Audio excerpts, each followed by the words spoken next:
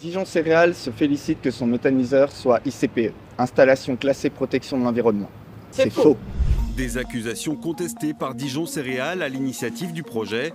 Selon son directeur, le méthaniseur sera bénéfique pour l'environnement, mais aussi pour les... Soyons sérieux. Le site officiel d'information administrative des entreprises nous dit que les ICPE présentent des risques de pollution de l'air, du sol et des eaux, ainsi que des dangers d'explosion et d'incendie pour l'environnement. Un rapport de la Cour des comptes de novembre 2021 note que les ICPE ne sont pas contrôlés périodiquement. Ils ne sont contrôlés qu'en cas de plainte ou de signalement.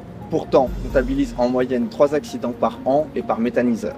Pour un projet tel que celui de Sérilly, aux dimensions exceptionnelles, les risques sont démultipliés. Le classement ICPE ne signifie donc pas que l'installation protège l'environnement, mais qu'elle les menace et qu'elle demande des mesures de sécurité exceptionnelles. Le ministère de la Transition écologique recense 130 accidents depuis le début de la filière dans les années 90.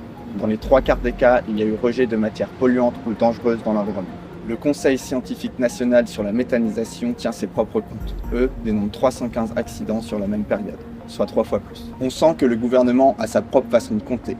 Pour vous donner des exemples concrets, en Bretagne, dans les Landes et dans le Jura, il y a eu plusieurs communes privées d'eau potable suite à des incidents de méthanisation. Avec ce projet de méthaniseur, on voit bien qu'on est loin des zéro risque de pollution annoncés par Dijon Céréales.